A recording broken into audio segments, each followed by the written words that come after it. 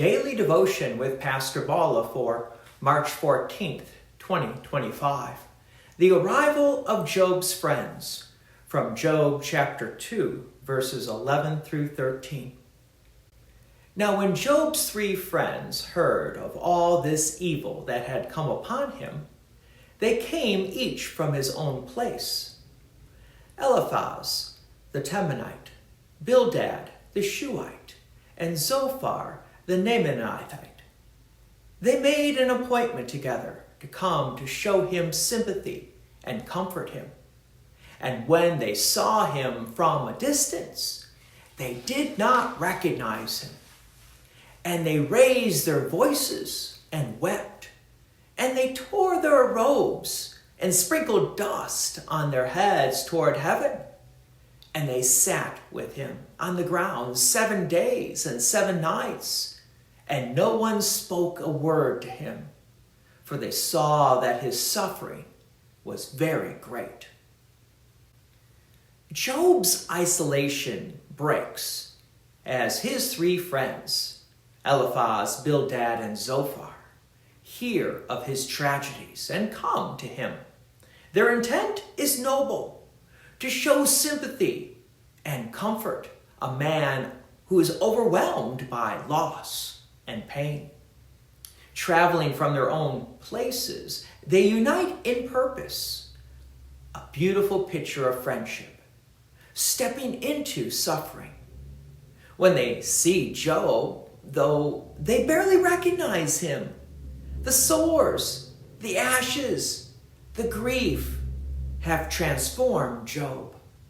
Their response is they weep aloud, tear their robes, and sprinkle dust on their heads. These are ancient signs of shared mourning. Then comes a remarkable act. They sit with him on the ground for 7 days and nights, saying nothing. This silence speaks volumes. They don't rush to fix or explain. They simply join him in the depths. Scripture notes his suffering was very great, and their stillness honors that weight. In a world quick to offer answers, solutions, their quiet companionship stands out.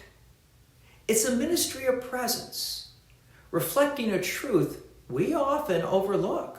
Sometimes the best comfort is just being there. For us, this scene offers wisdom. Like Job's friends, we may encounter suffering we can't comprehend, whether it be ours or others. Their initial model of compassion, they see, they grieve, they stay. Later, they'll speak and stumble, but here they get it right. It reminds us that God often works through us not with words, but with nearness.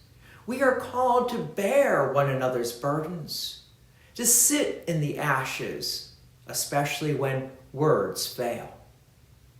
Job's friends also point us to a greater friend. In our deepest pain, God doesn't abandon us. He sent his Son to enter our suffering, to sit with us in the dust of a broken world. As Job's story continues, we'll see human comfort falter, but God's presence endures. For now, let's learn from these friends. Love shows up even when it's silent. God's peace and many blessings be with you. And thank you for listening. And please take an opportunity to share this message with others.